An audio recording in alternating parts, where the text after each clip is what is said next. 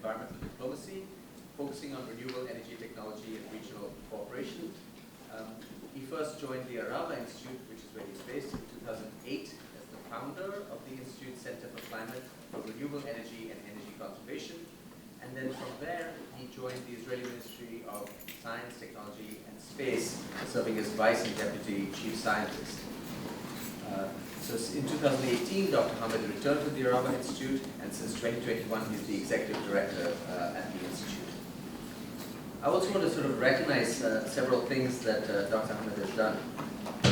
He co-chairs the Task Force on Regional Cooperation and Security, and has been the recipient of the 2024 American Association for the Advancements of Science, AAAS, David and Betty Hamburger Award for Science Diplomacy for his leadership in using science to build relationships across the Middle East, particularly between Israelis and Palestinians, to work together to address environmental concerns. As we all know, this is an incredibly important mission, and it's something that I think we deserves enormous recognition and respect. So we're very grateful to have you here, Dr. Hamid, and look forward to hearing from you. Thank you so much. Good afternoon, everyone. It's really a great pleasure and an honor to be here. I'm here to present to you the work of the Arava Institute, a work that you don't hear in the news from the Middle East, and I promise you that all what you hear will be good news from the region. I'm also very grateful for the Center for Policy Research on Energy and the Environment, the High Meadows Environmental Institute, the Liechtenstein Institute on Self-Determination, and the Anne Langer Center for Energy and the Environment for sponsoring this talk. The photo that you see in this slide is taken from the offices of the Arava Institute. Do you hear me? Okay.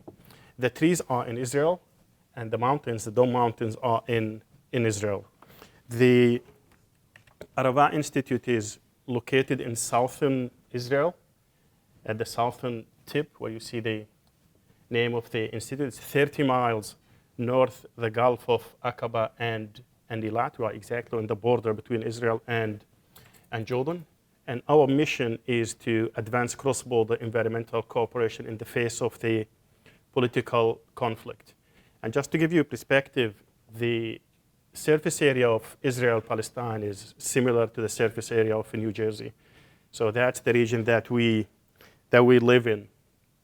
When we talk about the Middle East, when we talk about Israel, Palestine, Jordan, it's a region that lives the conflict.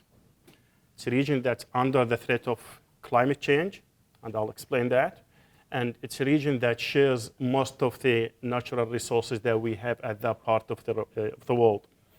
The Eastern Mediterranean and Middle East is considered as a hotspot when it comes to climate change. The increase in the air temperature is much higher than the global average. The Eastern Mediterranean acidity is increasing. The temperature of the seawater there is increasing. We have extreme weather conditions. We have water scarcity, decrease in the rainfall. And climate change is not only an environmental challenge. It multiplies the effect on the region itself, especially when you have a region that suffers from the conflict. And here just I'm showing you photos from sandstorm, that for the scale of when something happens in that region, it impacts everyone. Here you can see Israel, Jordan, Palestine. You just see the sandstorm covering almost all the Eastern Mediterranean and parts of Iraq. This happened in 2015, and almost every year since 2015 we have large sandstorm like this one. And these three photos were taken during the same week in September 2015, Jerusalem, Baghdad, and also Lebanon. And this is the scale of the region that we live in. And the same thing when we talk about the air pollution. It doesn't impact one country alone, it impacts the whole region. Not only that we are under the impact of sandstorms or air pollution, we live in the region that all major water resources in the region are transboundary. In this slide, every line that you see, black line between Israel, Jordan, Palestine, represents a stream or a river. And the region's transboundary rivers provides us in that region with 60% of our fresh water. This is the highest dependency in the world. So it doesn't matter where the pollution starts in Jordan and Israel and Palestine, it impacts everyone in the region. Not only the surface water, but also the aquifers, the underground water. Every color you see in this map represents an aquifer, an underground well for water. The mountain aquifer in the West Bank, it's shared between Israel and the West Bank. The Eastern Nubian sandstone aquifer is shared between the Negev in Israel and Egypt. The coastal aquifer in the Mediterranean, it's shared between Israel and Gaza. And the alluvial aquifer in the Jordan Rift Valley is shared between Israel, Palestine, and Jordan. Not only in our tiny region, Israel, Palestine, Jordan, and you can see a lot of examples like this between Turkey and Iraq, Syria and Lebanon and Israel. And this shows the importance of, cooperating with each other, with scientists from the whole region to cope with the environmental consequences if pollution happens in one of these aquifers. You cannot solve it alone. You have to be in touch with your neighbors. How do we do that in a region that lives the conflict, shares the natural resources, and also under the impact of climate change? What prevents us what does it prevent us in the region from cooperating with each other to solve the region's environmental challenges? Do we lack peace treaties? There are plenty of peace treaties in the Middle East: Israel, Egypt, Israel, Palestine, Israel, Jordan, and the latest Abraham Accords. But these peace treaties are on paper. Normal people in the street and universities, they don't feel the benefits of these agreements. So we have plenty of them. Technology and natural resources, we have plenty of them. When we speak about the Israel, Palestine, Jordan, that region is actually blessed with the amount of solar radiation that we have. We receive the highest solar radiation in the world. Every square meter receives almost like 1,100 watts per square meter. And we can convert that solar radiation into electricity. Desalination to meet the high demand of the water consumption in the region is a solution. Israel is one of the most developed countries in the world in desalinating the seawater. So once you have renewable energy, once you have renewable electricity, you can use it for desalination and use that desalination for domestic use, for drinking, or for food production, for agriculture. So we don't lack the natural resources and the technology. What lacks in the Middle East is trust. We do not trust each other, and this will be the focus of my talk. How do we, as scientists, as practitioners in the region, build trust between the people of the region to solve the region's environmental challenges? We do that through applied environmental diplomacy. It's not diplomacy. It's not environmental diplomacy. It's applied environmental diplomacy. And what is that? Applied environmental diplomacy is actually a technique that we use to apply projects on the ground. Not treaties, not agreements, not only treaties and agreements, but also projects on the ground with farmers, with schools, with non-governmental organizations. So people feel the benefits of cooperating with each other. Cross-border collaboration. It's, as you saw in the previous slides, everything is shared. And we deal with cross-border environmental challenges. When I implement a project in Gaza or in the West Bank or in the Negev in Israel or in Tel Aviv, that does not serve only the people who live in that region, because if you solve an environmental challenge, the whole region benefits from that. Palestinians, Jordanians, and also Lebanese. Building trust, it's not only you go to a farm and build a project. No, you establish partnerships, very sustainable partnerships, and I'll explain that with examples, to build long-lasting relationships with the communities in the region. Academic integration, universities, research centers are engaged with the work that we do, and we focus on the shared needs. We do not identify the need of any community. The community identifies their own needs. They come to us, and together we design a solution, we implement the solution, and we maintain these projects on the on the ground. So this is what I mean by applied environmental diplomacy. How do we do that at the Arava Institute? We do it through two programs. One is the academic program, and the second one is the research program. And I will start with the academic program. As you saw from the second slide, we are located in the southern tip of Israel, and those who've been in the region, it's a hyper-arid region. It's a desert. So the institute is located almost in the middle of nowhere. It's in the desert. We bring students to our campus. It's university level program. It's one semester or two, then they go back to their universities. It's accredited, as I said, a university program. Students live with each other 24/7 on campus in a kibbutz, which is a cooperative community. They go to the same classroom, to the same dining room, and at the end of the day, they share rooms. 1/3 of our students are Arabic speakers, Palestinians from Israel, Palestinians from Palestine, West Bank, Gaza, Jordanians, Moroccans, Sudanese. 1/3 Jewish Israelis, and 1/3 international students, mainly from North America. I'm very glad that we almost every other semester we receive a student from this university.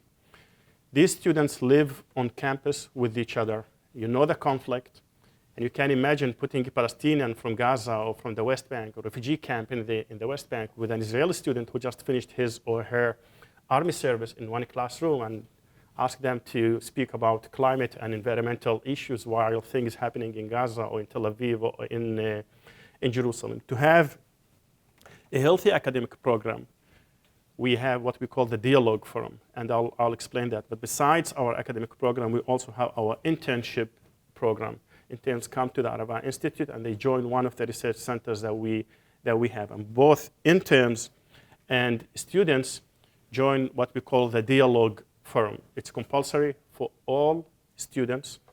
It's dialogue. They talk about the conflict, culture, religion, personal stories, family stories, living with each other, living in conflicted region. And again, they really live with each other 24/7. If you just Google where we are, you will see that we are in the middle of nowhere. So they live with each other 24/7.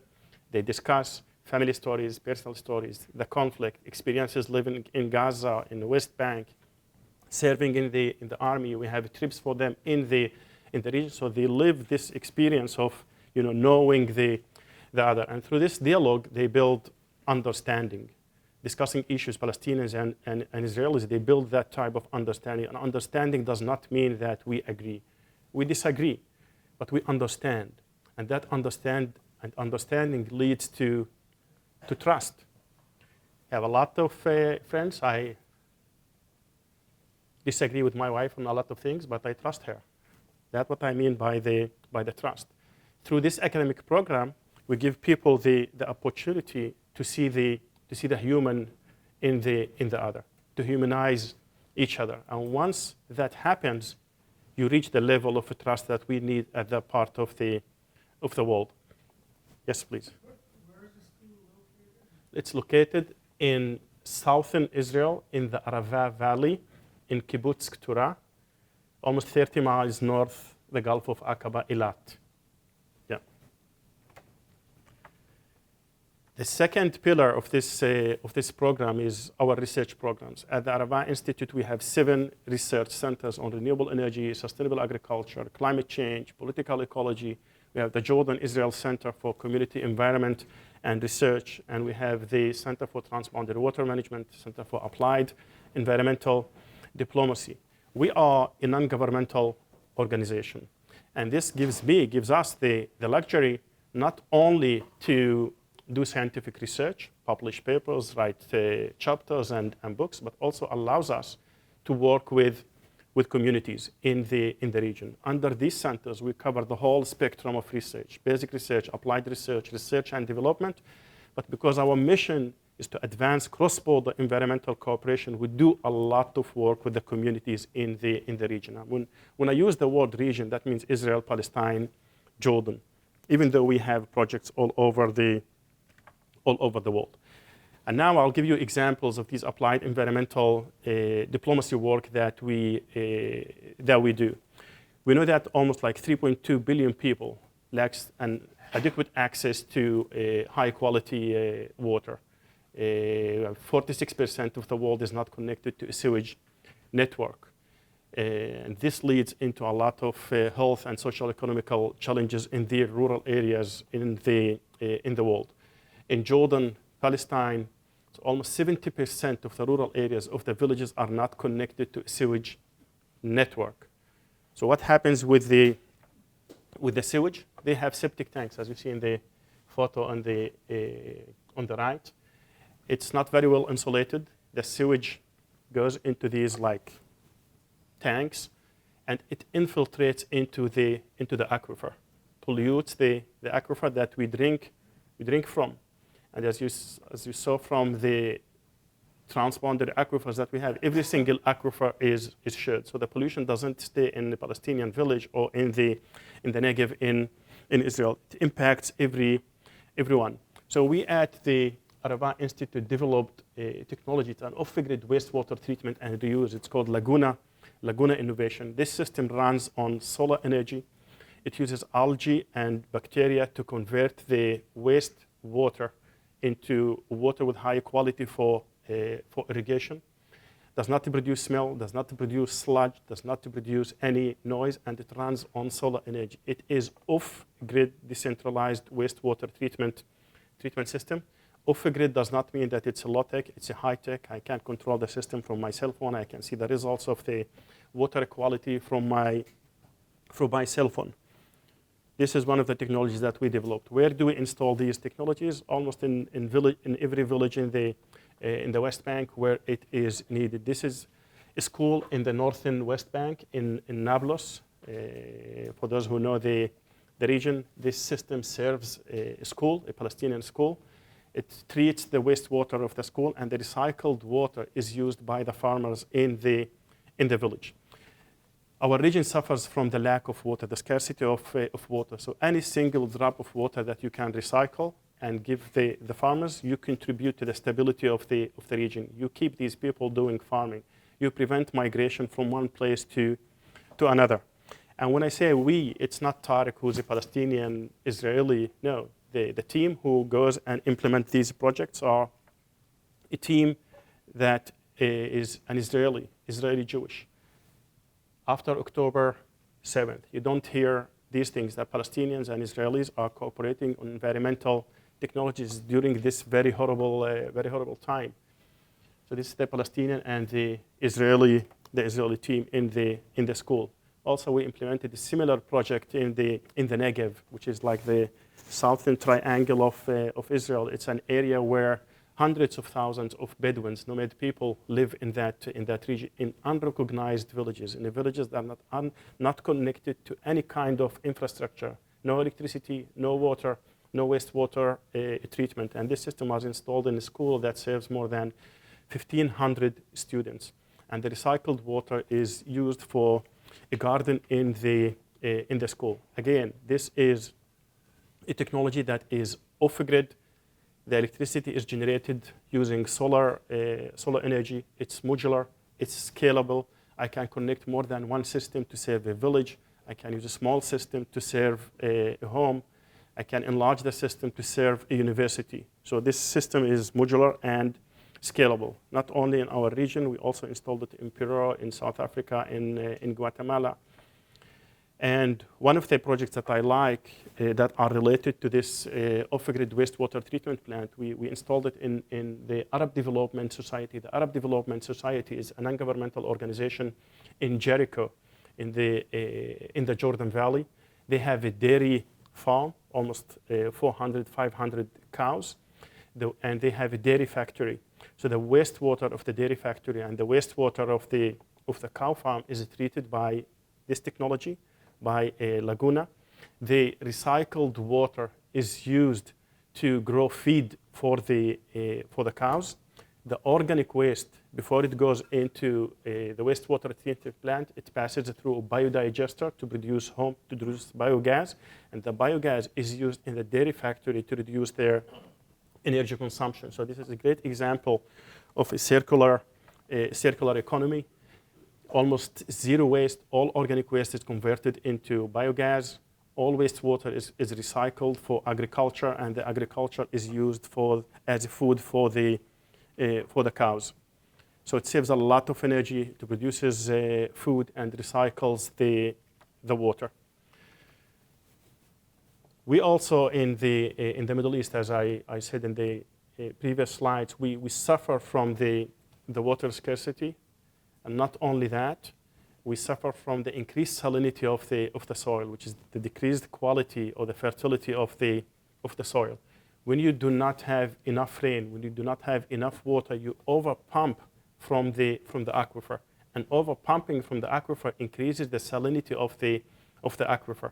If you don't have high quality soil, if you don't have high quality water, you cannot produce food. Or you are limited in the type of food that you can grow at that part of the world. One of the solutions is also to have an off-grid desalination system. It runs on solar energy, reverse osmosis membranes. We desalinate the water for the farmers in the Jordan Valley. And when you have high quality water, you can diversify your crops. These are very simple technologies. When we install these things, we do not go as that we know to implement these projects. No, the Palestinians, the Jordanians, the Israelis come to us and say, this is the challenge that we have, and we together design these solutions and implement these solutions. This is very important for the sustainability of these projects. We do not go with the funding, we don't go with the machine or with the equipment. No, every community that we work with, they contribute something to these projects. And this is very important for the feeling of ownership of these projects. They feel that they own it. They feel that this project belongs to me. These projects do not become as like a white elephant, because it meets a need for the community. The community contributed a lot in installing these technologies, and it meets a need, an immediate need for the communities. I'm an engineer by training, and I thought I can design any solution for any environmental challenge. And we did a lot of mistakes. You go to a community, you observe, and you need a biogas system here. You build the biogas system, you give it to the community, it works for 6 months, and you go to visit the system after a year, and it's gone. No one is using it because you don't take into consideration culture, you don't take into consideration religion, you don't take into consideration the gender, who will use this technology, who will maintain this technology. So it's very important really to have the communities engaged in all of these projects from A to Z. Another project that we have in the region is agri-photovoltaics. It's actually the dual use of land. We have a limited amount of land in that part of the world. You either use it for agriculture or use it for solar energy. And solar energy uses a huge amount of land. And this technology or this concept combines both, that you grow food under the solar panels. And our goal here from this project is to have like a proof of concept that this technology can work in the Middle East. Our goal is to reduce the amount of water, because when you grow food or crops under the photovoltaic panels, the shading reduces the amount of evaporation. When you have plantations under photovoltaic panels, our climate is not like this one. Okay? In that part of the world, you have to clean your shoes every day. You have to wash your car every day. And dust is a major problem for solar energy. But when you cover the sand or the land with the crops, that reduces the amount of dust and sand. So you don't need to clean often the solar panels. And also when you have crops below the photovoltaic panels and a little amount of evaporation, that reduces the temperature of the solar panels. And when you reduce these semiconductors, the solar panels, that increases their efficiency. So it's a kind of a win-win situation for the region. You use the same land for agriculture and for electricity production. What do you do with the electricity that you produce? You use it to pump water from the aquifer. You use it to desalinate water for the farmers, or you use it for post-harvest techniques to store the crops for a longer period. So we have these pilots in the Arava. by the way, using this technology or this concept in the Arava, in a hyper arid region, it creates a kind of a microclimate under the photovoltaic panels, and that allows you even to introduce new crops to the region. That's a comparison between the control and the agri-PV, and we see that there's no huge difference in certain crops. We installed this in Kenya, also in cooperation with the University of Arizona, in schools in Africa, that they generate their own food. So these are technologies that looks like very simple, but when you implement these projects in a region like the Middle East, each project takes like almost 4 to 5 years to establish, because we start with building the partnerships with our Jordanian partners or with our Palestinian partners. And now I want to give you an example of a project that took us almost 6 years to implement. It's called Al-Biri Wastewater Treatment and Reuse. This is like a photo of the wastewater treatment plant. The West Bank in Palestine is divided into 3 areas, area A, B, C. Area A is under full control of the Palestinians. Area B, the civil control is with the Palestinians, the security is with Israel. Area C, it's full control in the hands of Israel. So this wastewater treatment plant, the inlet, the pointer is not working. The inlet for the wastewater treatment plant comes in area B. The Palestinians control it, but the outlet here is with the Israeli control.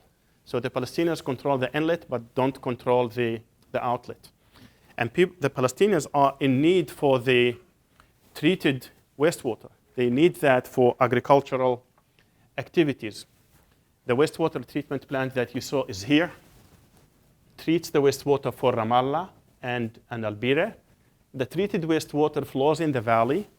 Palestinians cannot use it.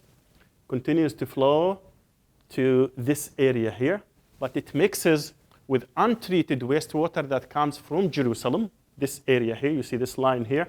This area, the northern part of Jerusalem, they don't have infrastructure, okay? And the wastewater just flows into the wadi here, the valley, and it mixes at this point with the treated wastewater. So all efforts done in the wastewater treatment plant are wasted because the recycled water is mixed with untreated wastewater. And I just want to go back to they mix here, and I'm just doing a focus on this area. We managed, as the Arava Institute, our Palestinian team was in touch with the Palestinian Water Authority. The Palestinians, for them, this project is high priority because they want to use the water. For Israelis, they want to prevent the pollution that comes from Jerusalem because it impacts the aquifer and it continues to flow toward the Dead Sea and passes through historical sites. For the Palestinians, it's a priority because of the need for the water. For Israelis, it's a priority because it pollutes the aquifer. But because Palestinians and Israelis, or the Palestinian Water Authority, doesn't speak to the Israeli Water Authority, this project was stuck almost like since the Oslo Accords. We managed at the Arava Institute, our Palestinian team, to speak with the Palestinian Water Authority, our Israeli team to speak with the Israeli Water Authority. It took us, as I said, 5 to 6 years to take this photo, that the Palestinian Water Authority engineers and the Israeli Water Authority engineers came together. The language was just engineering, and we managed to get a building permission to build a pipeline that will take all the treated wastewater from Ramallah to the Jordan Valley, almost like 30 kilometers, almost like 17, 18 miles, 2.5 to 3 million cubic meters of water for the farmers in the Jordan Valley. And now we are working on diverting the untreated sewage to the wastewater treatment plant. That's the environmental diplomacy work. It's not simple. It really takes years. Building trust is not easy. And now I want to focus on Gaza. We're doing good with time. Okay, these facts are before October 7th, for the war between Israel and Gaza. There are 2.2 million people in Gaza. They always suffered from the lack of electricity. The population in Gaza, 70% of it is under the age of 30. They used to receive 4 to 8 hours of electricity during the day. 96 to 97% of the underground water is polluted with sewage. Why? Because they don't have electricity. They need electricity to treat the wastewater. The untreated wastewater is just dumped into the fields. It infiltrates into the aquifer, which is shared with Israel. We just dump it into the Eastern Mediterranean, to the sea, and that it pollutes the sea, and the streams in the Eastern Mediterranean are south-north. That means the pollution doesn't stay in Gaza. It also reaches Ashkelon, which is a city northern to Gaza, which is the home of one of the largest desalination plants in the world. To solve these problems, we introduced into Gaza what we call the atmospheric water generators. It's a system that produces drinking water from air. It sucks the humidity from air and converts it into drinking water. Very similar to the air condition that it drips outside, but this is much more efficient. All of these systems are off-grid decentralized. Off-grid means I'm not connecting it to the water network. I'm not connecting it to the electricity network. It uses solar energy to power the system, and we are talking about systems that generate almost like 5,000 liters of drinking water a day. We managed to send into Gaza 7 systems like this before October 7th. All of them were installed in hospitals and clinics. The other project in Gaza prior to October 7th is off-grid wastewater treatment plant, similar to the one that you saw, but in a very larger scale, to recycle the water and use it for farming. All of these photos are prior October 7th, the installation of the wastewater treatment plant. This is the off-grid. You can see the solar panels on that. All of these systems are destroyed now because of the war. So October 7th come, and we have partners in Gaza. An Israeli organization work with Palestinian partners in Gaza. And we used to have like a weekly Zooms every Sunday. October 7th was on Saturday. On Sunday, we had a Zoom with our Gazan partners.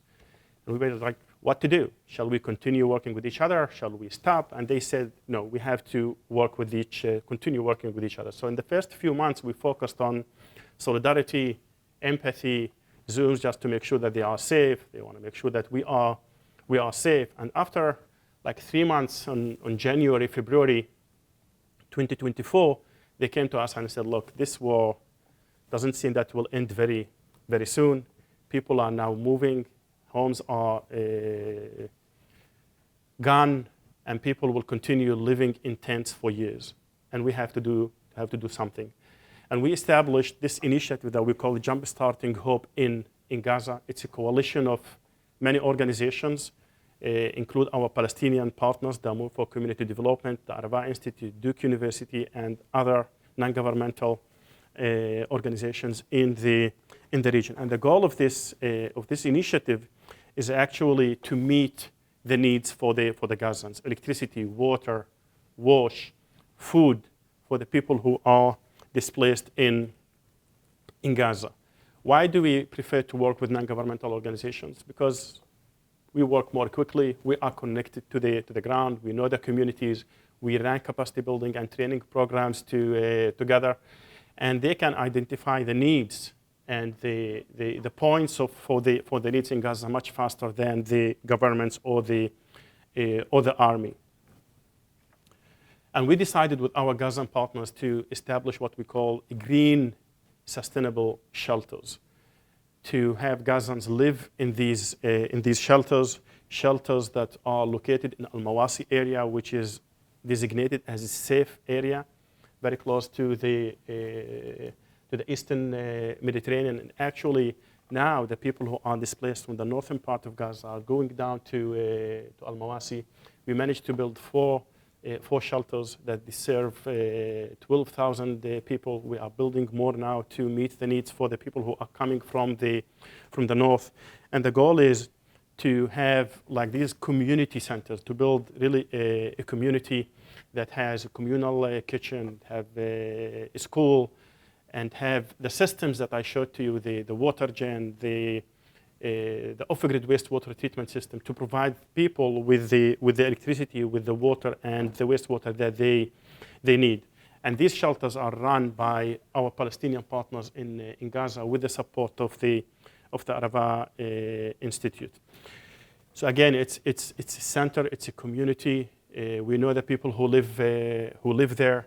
The kitchen is a central kitchen, and they decided to name one of these kitchens on Vivian Silver. Vivian Silver she's an Israeli Jewish, was killed on October 7th, and the kitchen in Gaza was named, the kitchen was given the name of Vivian Silver, just to show that today the Gazans don't hide that they work with the Palestinian organization. And again, our goal is really to introduce decentralized technology into these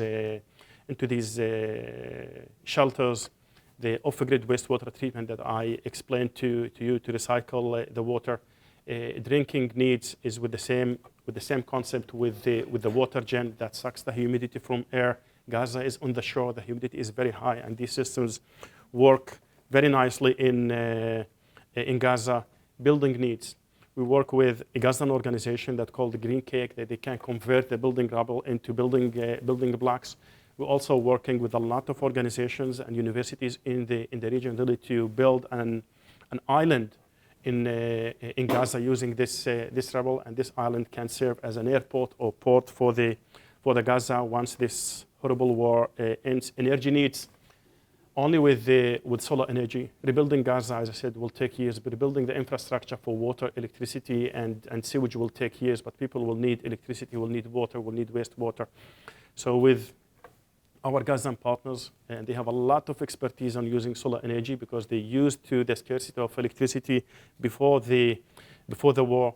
There's a company called Sunbox that provides people with like home-scale solar energy that you can use it for lighting. And our goal is to convert these shelters from tents to prefabric homes that run on solar energy, that run on biogas, that use the water gen to produce the electricity. To implement these projects during a war is not a success. The success is to work with our Palestinian partners, or their acceptance to work with an Israeli partner during this very difficult period is the success. This is the trust that I mentioned to you at the beginning. We've been working with each other for a decade. We understand each other. We disagree on a lot of things, but we trust each other. We show solidarity. We show empathy. We manage to see the human in the other, and that is the game changer. Is it easy to run such a work, to run such an organization during this very difficult period? Not at all. You're attacked by Palestinians. You're attacked by Israelis. People don't like these cooperation projects. But we live in a region, and we live in a time that no one of us has the luxury to give up on things that we believe in. Israelis will be there forever. Palestinians will be there forever. And our role as academia, as a research institution, is to use science, to use environment as a diplomacy tool to bring people together for the future of our region. I'm very proud to say that we, as an Israeli organization, did not lose any Arab partner since October 7th. We did not lose any Palestinian partner. We did not lose any Jordanian partner. We even managed to widen our partners' network after October 7th. And I'm very proud to share with you that the Arava Institute last year and this year, we were nominated last year, we did not get it. We are nominated this year, and I hope we get it next month, the Nobel Prize. Thank you so much.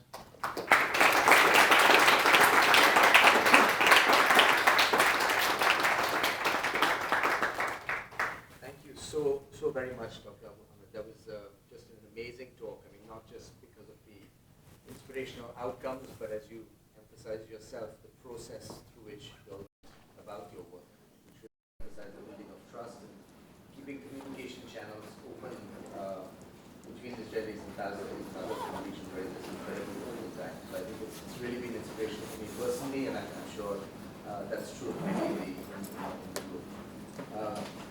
The floor is open for some questions. If any of you would like to explore some of these examples and stories more deeply. I'd really like to applaud the work that Institute is doing and not heard of it before. as like a nonprofit or NGO, how is this work funded? Maybe we just see if we can take 2 or 3 questions and then we can address them together. Is there anybody else immediately? Yes, please. Fantastic work. I'm really impressed. It's super valuable. My question is a little bit broader. You've talked a lot about water and climate. My understanding is the Middle East uses a lot of desalinization for water supply, and that a lot of that's driven by fossil fuels. So I'm wondering if you could comment on what's the situation broadly within Israel, Palestine, and the Middle East as a whole, in terms of moving from desalinization with fossil fuels to solar, like your organization is advocating and implementing. We have a third. We can take that. Otherwise, yes, please. The general idea of cooperation reminds me of the Divan Orchestra of Daniel Darmore and Edward Said, where they get together and thank you. Thank you. Okay. Funding. 2/3 of our funding come from foundations and individual donors in the US, and 1/3 comes for research proposals, basic research, applied research, as any other university in the region. Yeah, so we rely on foundations to run, especially the academic program. We lost 1/3 of our budget in 2025 because of the USAID cuts. We used to receive a lot of USAID grants for research and also for implementing these projects. All Palestinian students get full scholarship in our program. So we had these cuts and we had to cover these scholarships for the Middle Eastern students. Desalination. Look, every single activity we use in our daily life, it's based on mainly electricity. And desalination in the region uses electricity that most of it is generated from fossil fuels. Even though that we are a region that is blessed with very high solar radiation, the amount of electricity that we produce in Israel from solar energy doesn't go beyond, I think, 15 or 17% of the electricity. In the West Bank, it's much higher. In Gaza, it was much higher. In Jordan, it's around, I think, 35% of the electricity comes from solar and wind. The desalination projects, they have to run 24/7. If you want to use renewable energies that are intermittent, you have to take into consideration storage to run these systems 24/7. I'm not saying that this is impossible. It is doable, but it just needs the will of the governments in the region. It's doable. The whole Arava region, where the institute is located, we produce 100% of our electricity from the sun. The whole region, from Southern Dead Sea to the Red Sea, all the electricity is generated by the sun. So the technology is there. The storage technology is there too, and this just needs the will of the government. The cost of solar energy in the Middle East is much cheaper than the fossil fuels, even the gas and coal. Is that true with batteries included as well for storage? Yes. Yeah. Yeah. It should happen. Yes.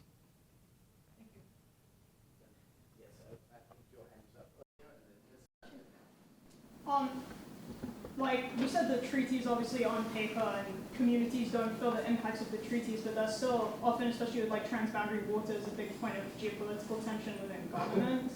Do you find that like actually having these community initiatives alleviates some of the tension on the treaties because the community is less bothered by like compliance? The community is? Like the stakeholders within the communities are less bothered by each country complying with their side of the treaties rather than say like transboundary water or aquifer sharing. Yeah, look, when you work with people, first of all, it's allowed because of these peace treaties. So if there wasn't a peace treaty between Jordan and Israel, we wouldn't be able to implement projects in Jordan. However, if you do surveys in the region, you'll see that most of the people are, I would say, don't have that type of understanding of the value of this peace treaty. The acceptance of the other is minimal, especially after October 7th. these projects actually strengthen these treaties because it's a kind of a bottom-up approach. People benefit from these projects. You allow them to continue their daily activities. You provide them with water, with recycled water, with the electricity that they need. So all of this contributes to the stability of the region. I think a related question, which is, these projects, examples you've given are really powerful examples of bottom-up projects. I'm wondering if the Institute has specific environmental policies that it is recommending with particular governments in the region, or prior to the war or during the war now. Are there aspects of environmental diplomacy that you're advocating for, or are you purely non-advocacy as an organization? Maybe just to ask that question. So a related question, actually. So relating to the role of other countries in the region, does the Arava Institute work with other countries in the region? What do you think the role is of involving other forms of environmental diplomacy in addition to Israel, Palestine, and Jordan? Okay, third question. Well, I'll ask about the academic interface of two kinds. When you had Bennington and Duke on the screens at various times, how does that work in terms of American students? And then second, the interface with the higher education in Israel, Technion and places like that. Is there some kind of synergism developing in that direction? Mm-hmm. Okay, I'll start with the advocacy. Yes, we do, and we work a lot also on policy, not only projects on the ground and diplomacy. And we do a lot of work not only on the track 2 level, but also I can call it track 1.5, which is also engaging policy makers and politicians in the work that we do. Because to implement these projects, you need the approval and the will from the governmental level. And in order to have a significant change on the ground, that you need that political support. We do that.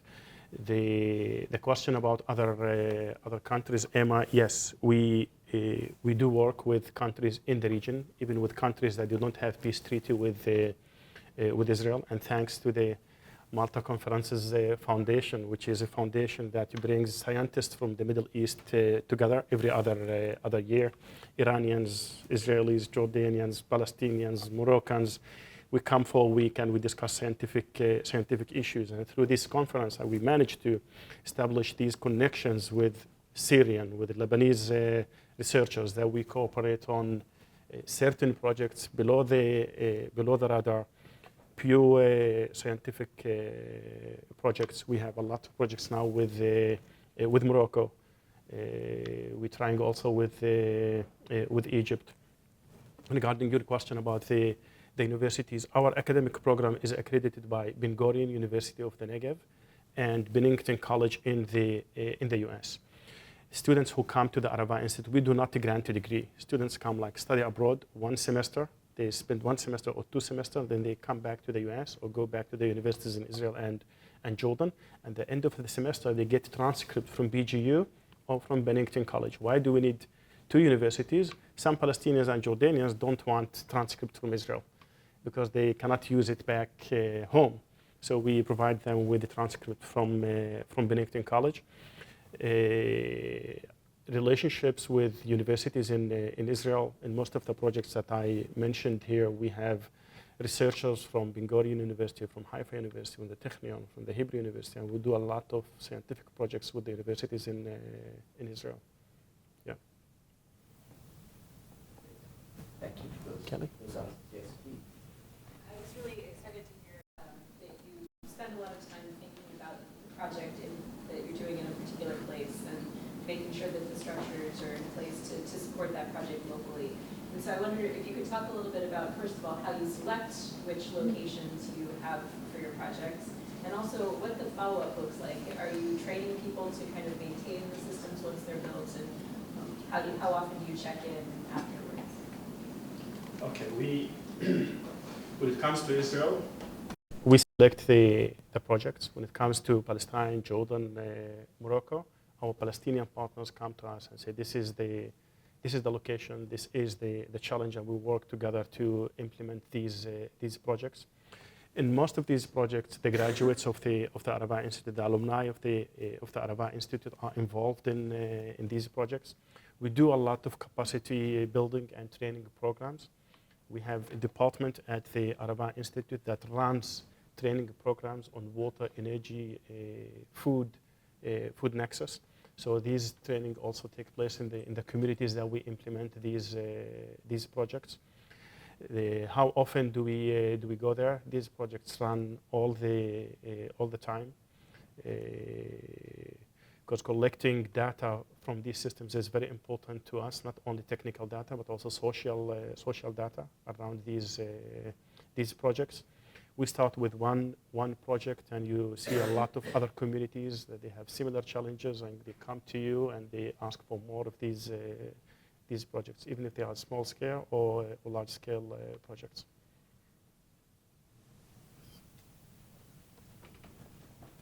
I would first like to express my appreciation for the work you're doing and the projects that you're conducting. I would like to kind of touch back on the line mentioned earlier in the presentation about how... Can't hear you. Can you speak louder? Oh, sorry. I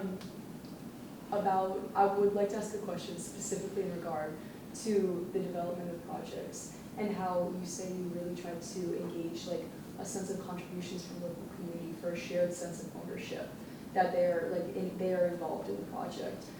I was wondering, like, when you go into a project, what initiatives do you implement for that shared sense of ownership, and do the contributions from the community, does that take form of like sharing of data, dialogue, manpower in projects, contributions in the training? I would love to hear more about that. It's all the above. It's you from deciding where the location of the project or the installation will take place. You have to make sure that it doesn't belong to one person. You need to get the blessing of the local government, the municipality, or the regional council. That is very important to have that kind of ownership from the local government. If you have a system that recycles water, the recycled water, who will use it? Is it one person? Is it the community? How often they will use it? How much of the water will go to A, B, and C? And in certain projects, we had to create what we call water user association, that people decide on how, when, how much to take water. So you take all of these elements into consideration. So in some projects, the municipality contributes certain amount of the cost of the project. In certain projects, the farmers contribute to the pipelines of the project.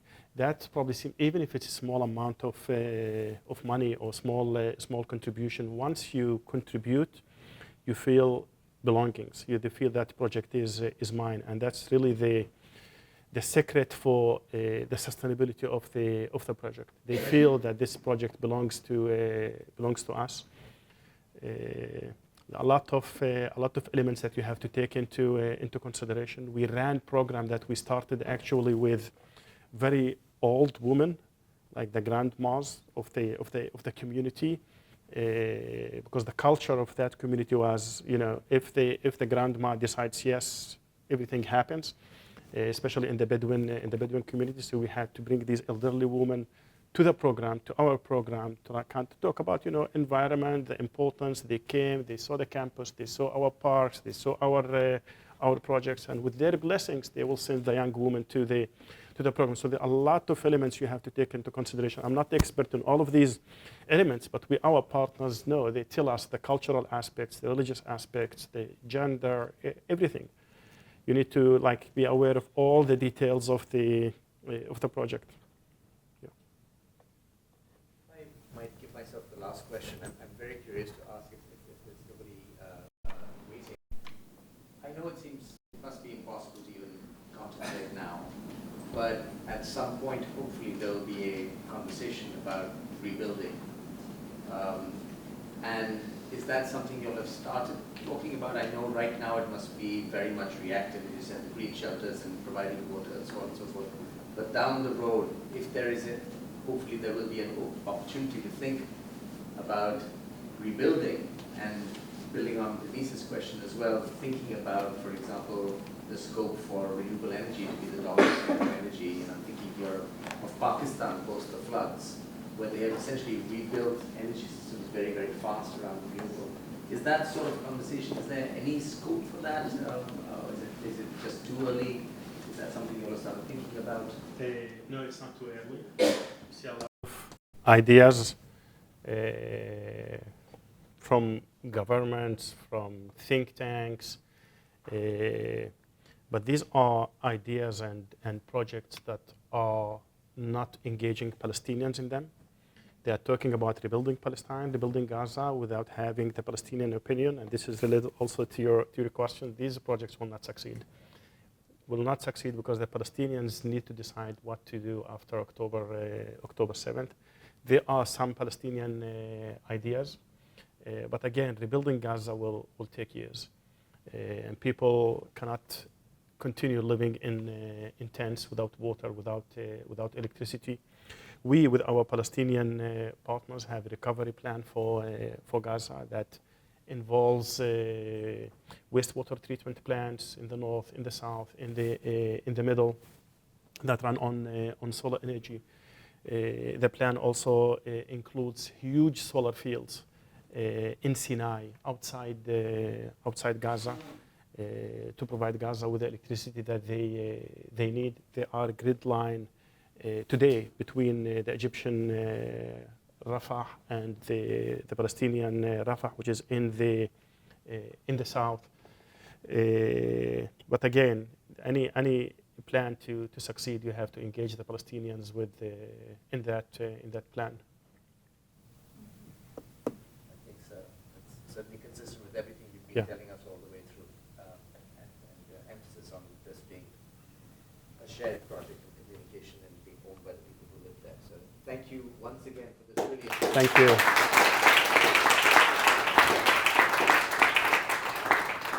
you.